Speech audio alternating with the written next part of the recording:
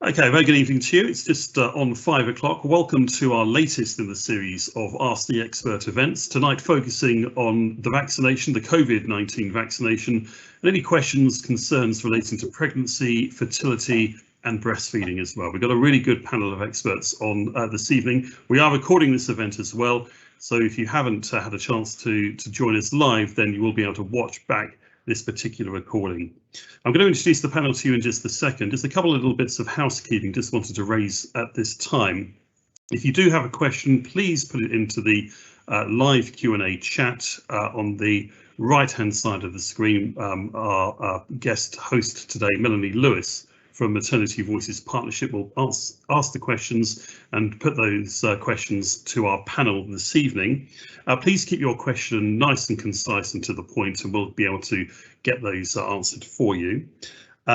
Also, if you have any particular areas relating to your individual circumstances, I'm afraid we're not going to be able to answer those as well. These are very much generic questions and answers relating to COVID vaccinations and concerns, questions relating, as I say, to pregnancy, fertility and breastfeeding issues.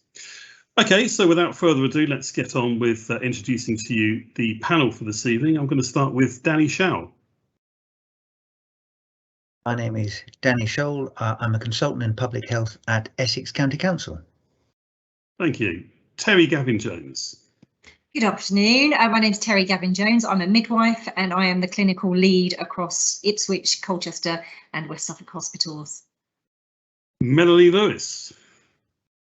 Hi everyone, my name's Mel Lewis. I'm the MVP chair for Ipswich and East Suffolk, but today representing the wider MVP contingent for Suffolk and North East Essex. Dr. Badrinath, also known as Dr. Badri. Thank you. Good afternoon. I'm the consultant in public health medicine in Suffolk County Council, and I've been leading the COVID specialist response last year from February onwards. I'm also a clinical lecturer at Cambridge University. Thank you, Badri. Dr. Rachel Morant. Hello, my name is Rachel Morant. I'm a GP at a surgery in Colchester, and I've been the clinical lead for the Colchester vaccination effort. And Lisa Nobes. Hello everyone, I'm Lisa Nobes. I'm the Director of Nursing for Suffolk and North East Essex CCGs, and I chair the local maternity board across that area.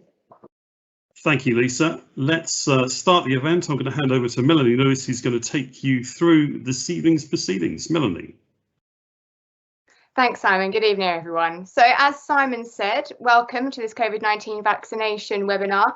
Our aim today is to provide you with the most up-to-date guidance about the COVID-19 vaccination, specifically during pregnancy and also for breastfeeding women and those who may be worried about fertility as well. And we're here to answer any of your questions that you may have about receiving the vaccination and the implications of receiving your vaccination for you and your baby. So we'll run the session in two parts. First 15-20 minutes or so will be a discussion with our panel, providing you with information about the current guidelines, how the vaccination has been developed, current protocols on booking your vaccination, and able to answer some of those most frequently asked questions. So if you would like to pose a question to us, might want to wait until that first 15 minutes or so, because likelihood is we may well answer it in the first discussion.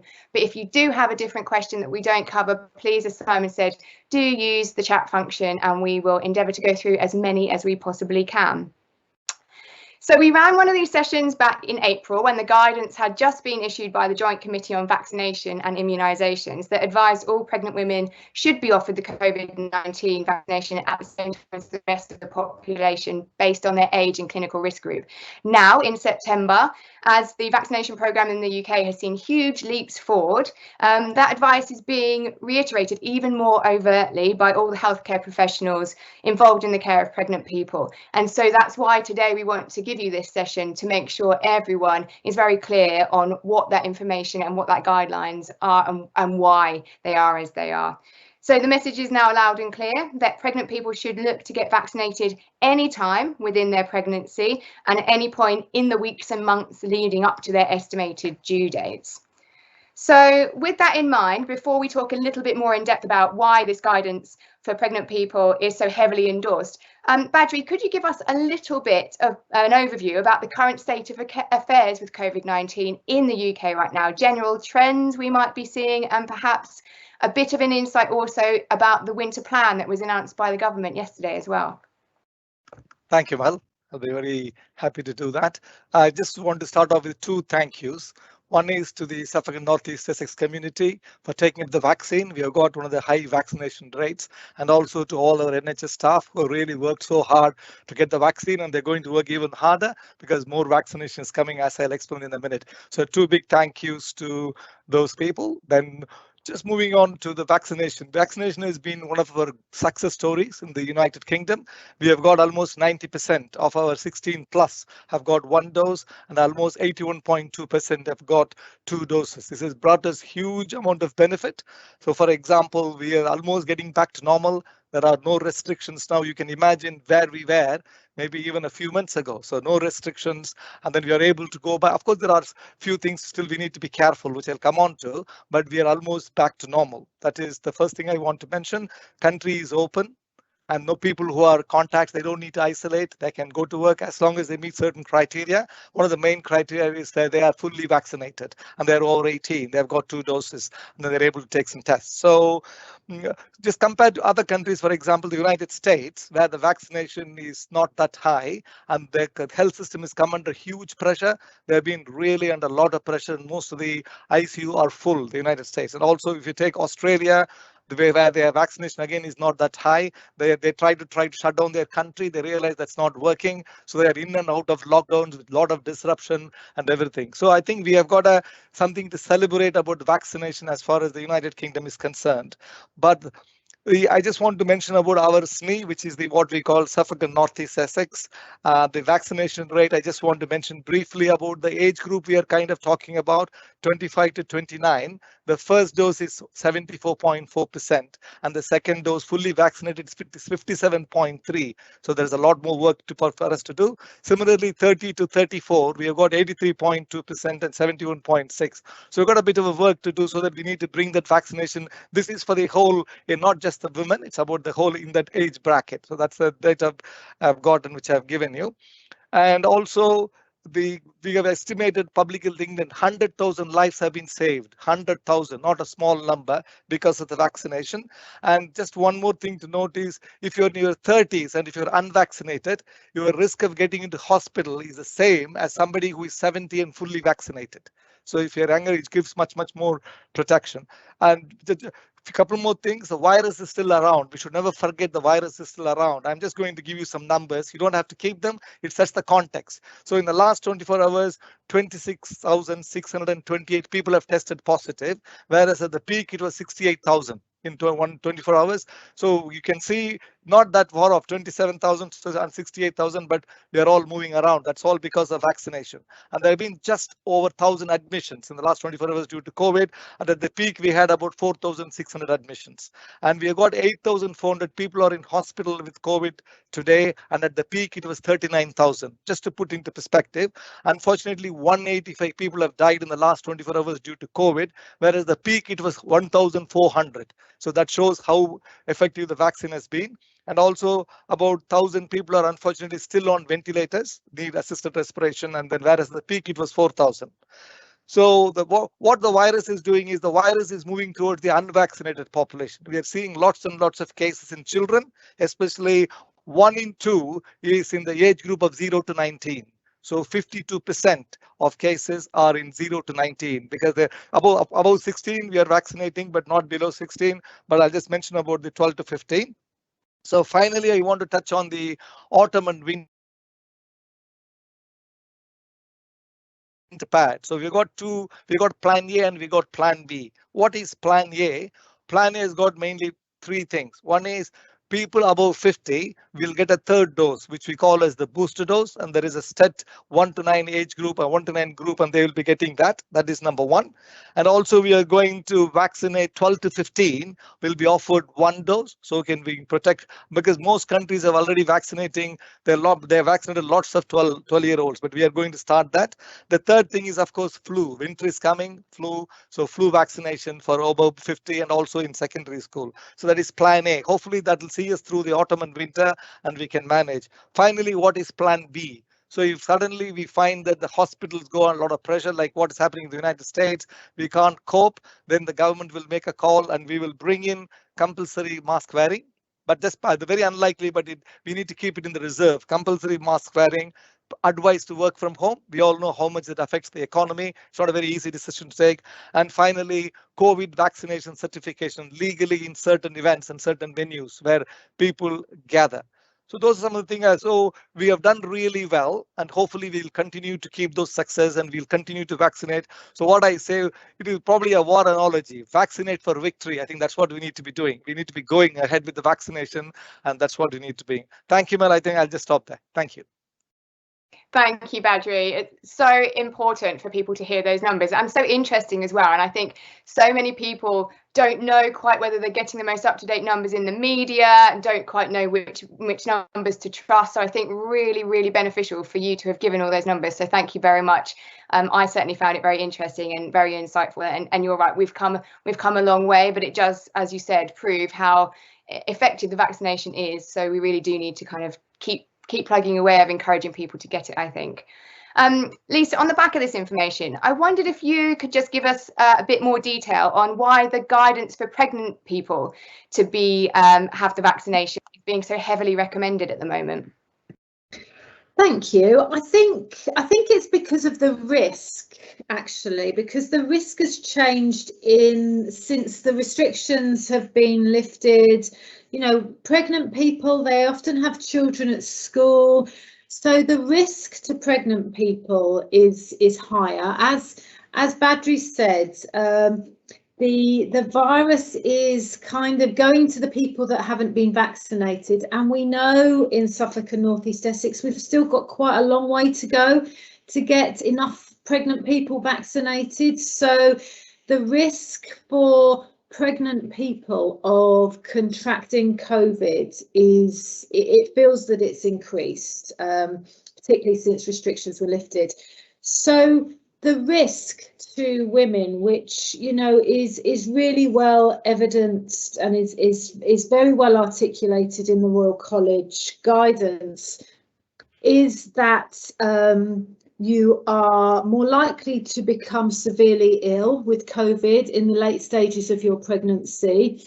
I believe it doubles the chances of you experiencing stillbirth, and certainly if you become severely ill with COVID, there is more risk of you having a premature birth. And we know the outcomes and the impacts for children and families on premature birth. So there is real risk there. We know that of women who are admitted to hospital with COVID, 1 in 10 of those women are admitted to intensive care.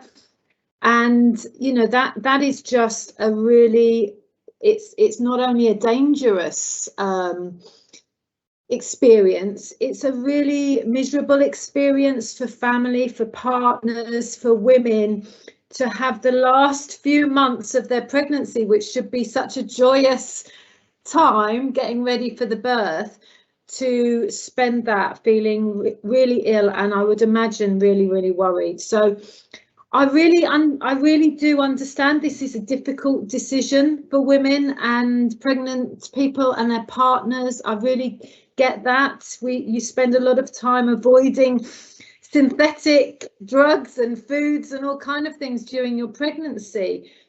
But I would really urge pregnant people to do a risk assessment and to think about the risk to them and their babies, because there is a real risk there. And I think that is something to really consider, isn't it? Because we hear so often that people are worried about the unknown risks of having the vaccination, that we lose sight of the known risks of not having the vaccination. And that is something that we do really want to bring to the forefront of this conversation, isn't it? Because it's just so important. Terry, you work at the front line of the maternity departments in the region. This advice, it's being provided by everyone in the care teams, including midwives at every antenatal appointment, isn't it? It is. Thanks, Mel. So, on the back of what Lisa said, I think there is some uncertainty for women and pregnant people. And I think that uncertainty stems for initially the guidance was to not have the vaccination. And then, of course, with the real world data that we've got, with well over 130,000 vaccinated pregnant people from the States and in this country, we can be absolutely confident now in the evidence. So yes, midwives, obstetricians, healthcare workers, GPs, everybody that is surrounding that pregnant person is having the same conversation. And we really should be stopping at every antenatal appointment and just checking in with the pregnant woman, the pregnant person, to say, actually, have you had your vaccine? And if you haven't, do you need a bit more advice? That shall we have a chat about this? And that might be that your healthcare provider sends you off to look at the Royal College's website. So we've got the Royal College of Midwifery, got the Royal College of Obs and Gynae, and they've produced some fact sheets which have lots and lots of information. And if you're pregnant and you're in the maternity department, have a look around, have a look on the walls, have a look at the posters that we've created with maybe QR codes and links so that you can search out the advice for yourself, because the advice is there. But for sure, speak to your midwife, your doctor, and those around maternity for that extra information. And also we're saying that you can also visit social media pages for the hospitals, and also the MVP's Facebook pages, social media pages as well, because a lot of the guidance and information has been posted on those social media pages too. So if you're struggling to know where to go, please do look at those as well. Danny, this leads us nicely on to talk about the vaccination itself, because we know many people have a fear of what they perceive as an untested vaccination and therefore an unsafe one. Could you tell us a little bit more about how the vaccination has been developed and also the evidence base we're beginning to build up around its safety? Yes, certainly. Very happy to outline all of that. So first of all, people are worried that where did this vaccine come from? We only had the illness for about less than a year before we get the vaccine rolled out. How can you possibly roll out a vaccine safe in that time frame? It's just not heard of before. So why was that possible? A lot of the barriers to developing a vaccine were less or reduced for this particular vaccine. So that's the funding. It takes a lot of money to fund a vaccine. There was lots of funding available because it was recognised that this is such an important public health issue, the COVID vaccination, that money from both companies and governments was being thrown at this. Then you have the problem of recruiting volunteers. Because of all the publicity around COVID-19, there was no problems with actually recruiting volunteers. It was very easy to get people to come into the trials to try the vaccine versus the placebo. Then the third thing you need a condition that is prevalent enough, that's present in the population enough for you to see the difference between those vaccinated and those not. And because COVID-19 was so prevalent, that you could rapidly see that yes, this is an effective vaccine. So all the gates, all the blocks that are there for safety reasons for a vaccine were passed. There was nothing that the vaccine developers didn't have to go through that would normally go through. So it wasn't as if it was streamlined, because so there was no risks taken with it, but it was just because of the circumstances we were able to develop this much quicker. On the back of that, there was also the technological advances because of the the Ebola outbreak in West Africa, and then the boffins working on vaccine development were working on different ways of making vaccines. Then we had the MERS vaccine, which is MERS virus, which is a similar virus, a coronavirus, to the SARS-CoV virus. So they were working on developing vaccines for that. So a lot of the theoretical work was done beforehand, even before this virus showed its head. So things that all the ducks lined up nicely for us to be able to get this vaccine in double quick time, and thank heavens we were able to. Then you've got the real world experience. So with all of those safety data, most of that was done, or almost exclusively that was done on non-pregnant population. And that's why the initial guidance was, if you are at high risk and you're pregnant, so you've got your diabetes, you've got heart failure, and you happen to be pregnant, then it will be worthwhile having the vaccination, but otherwise not. Subsequently, we've had lots of real world data. They've done lots of studies and so on. And as Terry was saying, we're well over hundreds of thousands of people who have been pregnant and been vaccinated. And we know that this vaccine is safe. So we've got real world data saying that it is safe. And as I can't remember which other member of the panel mentioned it, but it's not as if we're not looking against something else. It's not as if it's a question of, if you don't have the vaccine, everything's going to go fine. We know that being infected with the virus that causes COVID-19 is associated with an increased risks in pregnancy. So it's the risk is versus the risk of picking up the wild virus or being protected with the vaccine. So that's the kind of risk that people have to bear in mind. If I can just say one other quick thing, which is that it's not a live vaccine. So there is nothing live. There is nothing that's going to reproduce in this vaccine. So it's not something that we would normally avoid giving during pregnancy. It's not a live vaccine. You cannot get COVID from the vaccine. You can't pass it on to your child or anyone else for that matter from having had the vaccine. Thank you. Thank you, Danny. I think that question is asked time and time again, and there's a real misconception about the vaccine being a live vaccine and actually not being one. So thank you again for clearing that up. And equally, just so interesting and important for people to hear that background of how the vaccination has been developed. I think it's something that just is not out there, is just not talked about, and therefore that is why there's such a fear amongst the public, because that kind of stuff just probably isn't as newsworthy as some of the other headlines that we get fed. So thank you very much for filling us in on that. I think it's super important that people know that. Rachel, we're going to come to you next as a GP, just to hear from you as well in your experiences about the protocol now for people wanting to book their vaccination with the emergence of walk-in clinics, etc., and the accessibility to vaccination in many different places. And also, if I could ask you to maybe cover off too about guidelines and guidance on time recommended between vaccinations.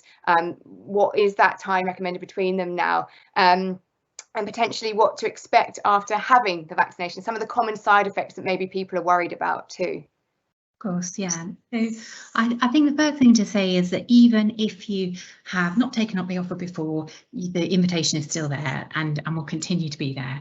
So it's really important, if you can have the vaccine at any stage of your pregnancy, but ideally you want to get both vaccines in before your third trimester, so that's from 28 weeks onwards, to offer you the best protection, because that is the period where the complications in pregnancy really seem to be most serious. So ideally you want to, even one dose will give you some protection, but ideally you want to get the 2 doses in before the 28 weeks really. Obviously being pregnant, you'll be offered the other vaccinations that you usually get during pregnancy, which is whooping cough and the flu vaccine.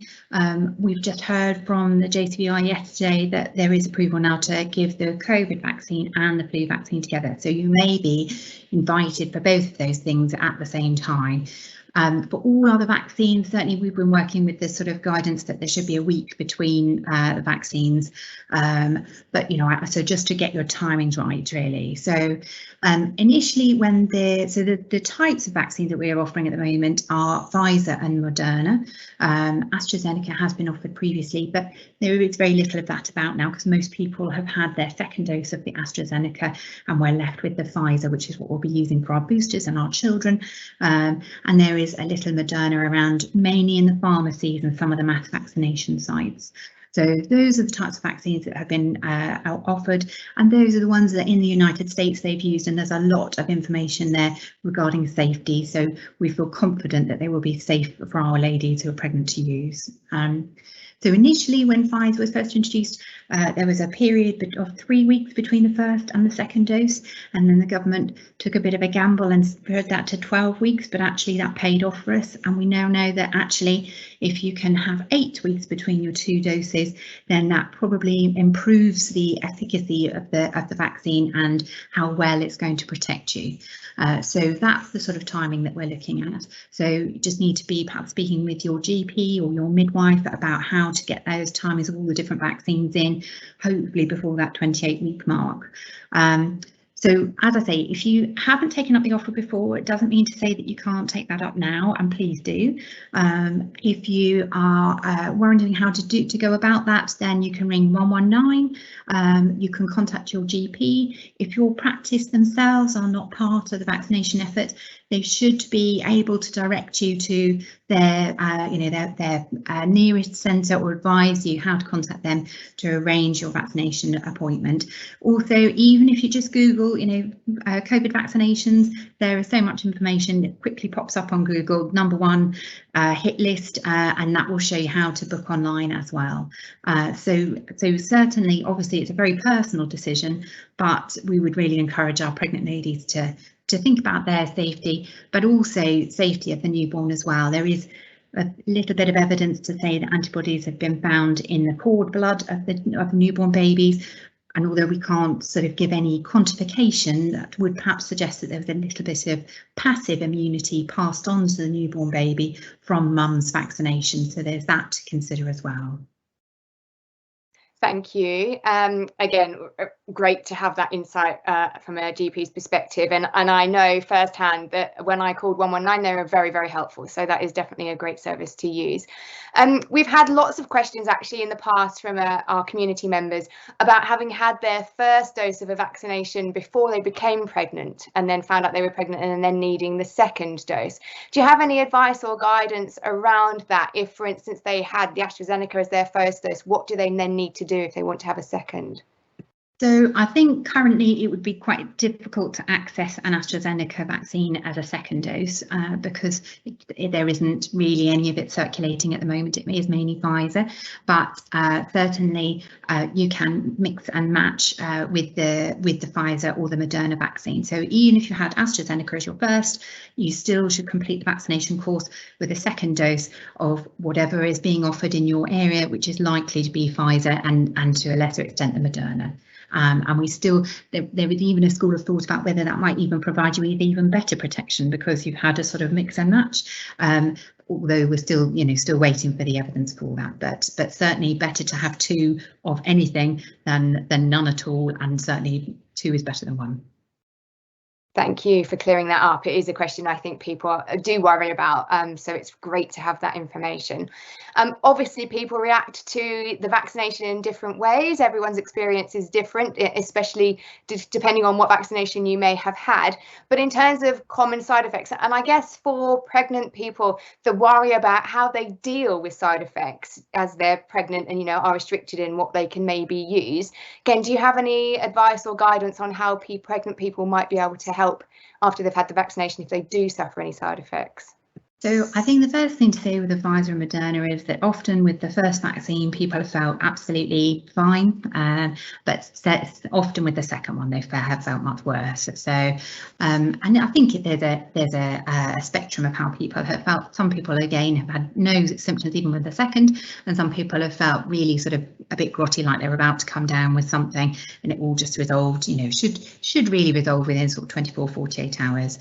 I think the most common thing is obviously feeling a bit of tenderness tenderness at a vaccination site, and you can use, an ice pack. You certainly can take paracetamol in pregnancy as long as you're not taking anything else that would make that contraindicated. That would be very safe. And I think even if you have a low grade temperature, we don't think that puts you at risk or anything. That's your body making an immune reaction. So certainly, if you're not feeling too unwell, you don't have to take anything. I think some pregnant ladies have felt a little bit more nauseous, or perhaps have a bit more of a tendency to vomit than people who are not pregnant when they've had the vaccine, if that is a side effect that they're going to get. But I think that lots of pregnant ladies have already had lots of sickness in their early pregnancy. They're probably more expert at dealing with these things than we are, but certainly we can prescribe things that we know are very safe in pregnancy if things were really quite severe. Most people will have very minimal side effects and things that they're happy to kind of ride out over the 48 hours or so, and just keep an eye on themselves, take the paracetamol, take things easy, get somebody else to do the washing up, get some rest, ice on the site where you've been vaccinated, and just look after yourself, really. Thank you very much. Leading us nicely onto another area of questioning that we do get frequently, people talking to us about, is breastfeeding and the vaccination. And Terry, just coming back to you quickly, I wondered if you could just give us any insights into what we know about breastfeeding women being offered the COVID-19 vaccination and what the current guidance is here as well. Yes, of course. So the JCVI advises that there's no known risk of giving the COVID vaccination to breastfeeding parents. So we know that if the pregnant person hasn't had her or his COVID vaccine during pregnancy, then we can advise to have it during breastfeeding. What we'd say is don't stop breastfeeding. If you want the COVID vaccination, absolutely continue. We know there's also no plausible mechanism for the COVID vaccine ingredients to cross into the breast milk and into the baby. And there's strong suggestion actually that that baby gets some antibodies. So what we would say is continue to breastfeed. All the guidance tells us that. Thank you. Thinking to other questions that we've had, we've talked, Rachel very eloquently told us about vaccinations, with pregnancy vaccinations and waiting a week, etc. But I know in the past we've also had questions about having the vaccination when you're on certain medications or different medications. And I wondered again if that was something that one of the panelists, Rachel, Danny, Badri, maybe one of you could also just highlight whether the vaccination is safe to have when you're on certain medications, or if it doesn't make a difference to medications, etc. Danny, if I come to you, and then if you can't answer, someone else can jump in. Thank you. I'm happy to start off with that. So there is no contraindication with the COVID vaccines, any of the ones that are used in the UK, and any medications. The one exception to that might be if you're on a blood thinning medication, something to thin your blood. You need to make sure that you're in the therapeutic range so that you won't get a large bruise or internal bleeding after having had the vaccination into the arm. So that's the only caveat. So it's not a contraindication. You just have to make sure the dose is right. But other than that, there is absolutely no other contraindication to any other medication. So there's no need to worry about that. Rachel? Just to reassure people, we've vaccinated lots of people who are on anticoagulants, and as Danny said, none of them have. We've done thousands of people now, and lots of anticoagulants, and we haven't encountered any problems. I think the only contraindication to the Pfizer vaccine is if you have had a serious anaphylactic allergic reaction to something called polypropylene glycol, or if you've had a serious anaphylactic reaction and we haven't been able to identify what it has been, because potentially it could be polypropylene glycol, which is a chemical that's in lots of different things. But certainly, when you come, we obviously screen for all of those questions. We go through all of those. We are not going to give it unless we're 100% happy that it's safe to do so, even if you're vaccinated. And I have to say, all of our vaccinators have all had all the proper training, and if there's any doubt, then there will be somebody who's a clinical supervisor for that vaccinating session, and they will be the person that the vaccinators will go to for advice about, you know, whether this is safe to proceed or not. So certainly there are lots of safety checks to make sure that people are suitable for the vaccine and the vaccine is suitable for them. Thank you very much. Lisa touched on it very briefly when we were talking about why the vaccination is being so heavily recommended to pregnant people, that many people, they may well be first-time parents, but also a lot of people do already have children at home, and as someone who has a 2-year-old and a 4-year-old at home, it just strikes me that maybe we could have a quick discussion about COVID-19 in very young children, because Badri, you talked about vaccinations for children over the age of 12, but I know firsthand that there's many parents out there with young children, especially in nursery and early years settings where there's lots of children all in a close space who can't possibly begin to socially distance. Whether there is any updates on the figures or how children are responding to COVID-19, just to reassure people more than anything else. Badri, is that something that, sorry to put you on the spot, but something that you might be able to help give some insights into? Thank you. I was about to come in because I think it was Lisa who was mentioning pregnant women are more likely to come into contact with young children. And then we know that children, we are only going to start 12 plus, so we're not going to vaccinate. So the virus will be around for some time. So I just want to give some research about the risk of COVID infection in pregnant women, just to reiterate that. So the increase of stillbirth by 2-fold if they get COVID during pregnancy, increase in preterm labor by 3-fold, and also increase in risk of ICU admissions for going on ventilation and ECMO, which is the end stage kind of the severe COVID disease, which is important. And also it increased the risk of maternal death as well. I'm not creating any panic here, but I just wanted to make the risks have to put into perspective. As Rachel said, it is an individual decision. So all the information is available. So I just wanted to mention those 4 risks, which are all based on research that has been done. And also, we talked about the numbers. The numbers have crossed 200,000 now. We had vaccinated more than 200,000 pregnant women, as Mel and Terry and Danny was pointing out. So it has been extremely safe, but the risk is really high. So people have to, probably they need to speak to their GP, like nice doctors like Rachel, who will take them. Hope they have time. They will take them through if they can. They can explain. So certainly the risk in pregnancy definitely outweigh anything else. So I wanted to give that data. Coming to children, I think some countries are going towards vaccination 5+. So that is what some countries are. Americans are thinking very seriously, because Americans have vaccinated millions of 12+, which we haven't done yet. So they get some right. So they don't get, because for example, for masks, they don't get it right. And there is also a very strong anti-vax movement. They say in America, they say we trust in God. We do. As UK, we trust in God. We also trust in vaccine. So that's what we say. So we do trust in God and vaccine, because our monarch is the head of the church anyway. So I think it'll take a while. We need to see, because it's a very mild illness anyway in children. Because on children, it is not that. But the only thing is, how does it siblings? Because what we are seeing now is there is a sibling in the primary school. There is a child in a primary school. There is also somebody in a secondary school. We see these seeding things, and then it goes from primary to secondary. Then the mother might work in a hospital. Then but hopefully they're vaccinated. So somebody might work in a care home. So the virus keeps trying to get around. I think that is what we need to be really thinking about. So we need to focus on the 12+ now, so that we need to promote that, and we need to make sure that the children are protected, the 12+, which is important. Then at some point we might or we might not go down the route of below 12. So currently it is certainly part of the government's winter plan. We are offering 1 dose to 12+, and probably it will start very soon. So those are some of the things I just wanted to share, Mel, on the particular question. Hope that was helpful. It was. Thank you very much.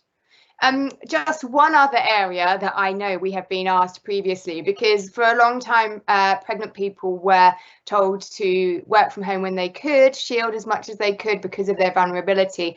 Obviously, with the rollout of the vaccination programme, and as we try and hope that more pregnant people do get vaccinated, perhaps the guidelines on going to work has maybe shifted as it has for the rest of the population. But I'm just wondering whether anyone has any insights into sort of what working as a pregnant person looks like now. Is it still required for risk assessments from employers, etc.?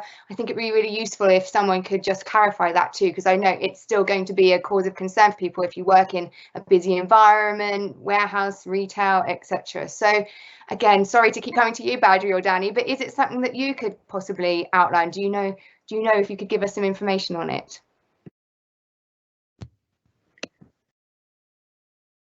I'm happy to jump in there, but I'm sure I'm not the best person on the panel, so please, another panel member, rescue me. So yes, it is still necessary to do a risk assessment if you're working in the workplace and you're pregnant. Your employer needs to do a risk assessment, and it's that terrible thing of balancing the risks. So I mean, you could live closeted away, avoiding all contact with human beings whilst you're pregnant, but that might not make for the best experience of your pregnancy. But you don't want to be going out and milling with lots of other people, because that's a guaranteed way of picking up the virus. So it's that really difficult thing of doing enough to keep yourself safe, but not so much that life becomes a misery to you. And that really is a judgment that you need to make, each individual needs to make with their employer and consider their own circumstances. So I'm sorry not to be able to give any hard and fast guidance, but any other panel members want to chip in there? Maybe, sorry, I just add one more thing, because the old days we had all the shielding guidance and the clinically vulnerable, extremely, but we don't have any kind of those, because as I say, the country has come a long way. But certainly every employer has got a duty of care towards their employees, and then they will have systems in place. They will have occupational health support they're like experts who will be doing risk, not only pregnant women, others with other vulnerabilities. So they'll be taking those risk assessment. And of course, we always put measures in place.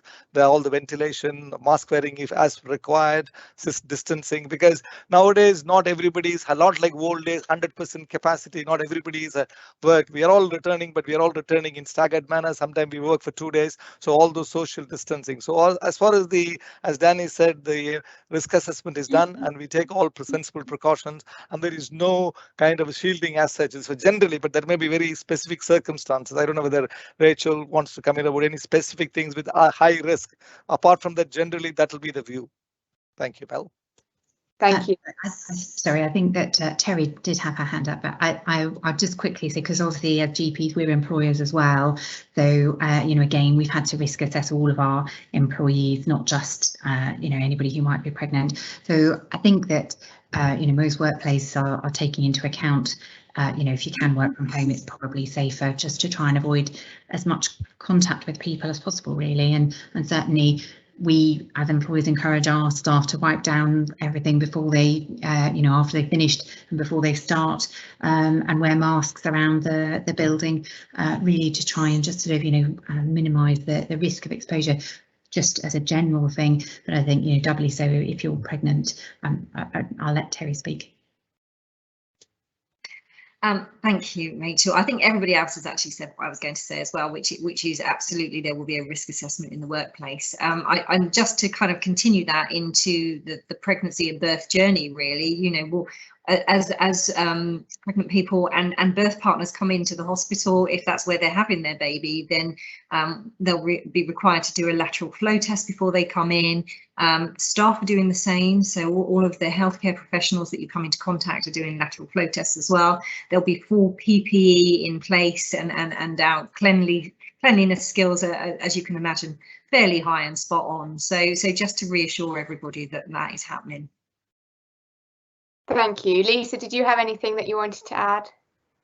No, I think you've all given a great answer. I guess the only thing that I was going to say is, are the risk factors that can put you at higher risk, which your employer will be looking at. So and also to say, if your employer doesn't know how to get hold of the risk assessment or that kind of decision making tool, on the gov.uk website there is a risk assessment on there, so just in case employers don't know how to get hold of a risk assessment. But so my understanding is that at particularly high risk is women in their third trimester, is women who are overweight, women who are over the age of 35, and also women from Black and minority ethnic groups. So, you know, if you are in any, all women are at risk, but if you are in those specific risk groups, it is really, really important that you consider your risk and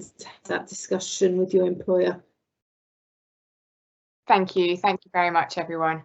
I think we have given a really comprehensive overview of the current state of affairs with COVID-19 in the UK, and also what the recommended guidance is on having a vaccination during pregnancy and into that postnatal period as well. So I thank you all very, very much for your support in producing this webinar. Hopefully it will be of use to people. Unless any of the panel members have anything else that they want to bring up. Yes, Lisa, go for it. I just wanted to say, if you don't feel that if you go to a vaccination clinic you are going to be vaccinated if you don't want to be, sorry, my dog is probably barking, but come to a vaccination appointment, have a discussion, talk about your individual risk. If you don't want to be vaccinated, you won't be vaccinated, but come and have that conversation. It's a great point as well, and actually, Terry, we were just talking yesterday. There are now vaccination appointments in some of the maternity units, are there not? Yes, there are. So we've worked really hard actually to get in-department vaccinations in antenatal clinics. So it's not quite happening everywhere, but certainly Ipswich and Colchester are starting that, and West Suffolk will not be far behind. And I think, you know, when people are coming for their obstetric appointments or to see the midwife, sometimes there's a bit of a long wait to do that, and people understand that. And if they can get their vaccination while they're waiting, that would be a great thing. So really, it's really important. But I think the takeaway message from me is, you know, if you can have your second vaccine by 28 weeks, that third trimester, as Lisa just said, as you move into the third trimester, your risking increases as a pregnant woman. And we know that, you know, you have 45% more blood volume as you go into your third trimester. Your diaphragm moves up by 4 centimeters, which reduces your lung capacity. And bearing in mind that COVID is a respiratory infection, that's pretty severe if you are in your third trimester and you catch COVID. So just bear that in mind. Thank you very much. Thank you again. Yes, Badri, insights. I just want to say, because pregnancy is a very precious time and people want to enjoy the pregnancy in a safe way. And we have done, as Jenny was explaining, great work, the scientific community, and brought the vaccine. So my plea to the community, especially the pregnant women, will be get vaccinated today, keep corona away so that they can enjoy their pregnancy. Thank you, Mel. Now we do have one question in the chat. Would you like to ask that? I am not sure that I can see that, Simon, so I may need. I will ask it then. The question is, can the vaccine cross to the unborn baby? Any idea of any long-term effects is the question. Danny. Thank you very much. Yes. So firstly, can the vaccine cross over into the unborn baby? No, it can't.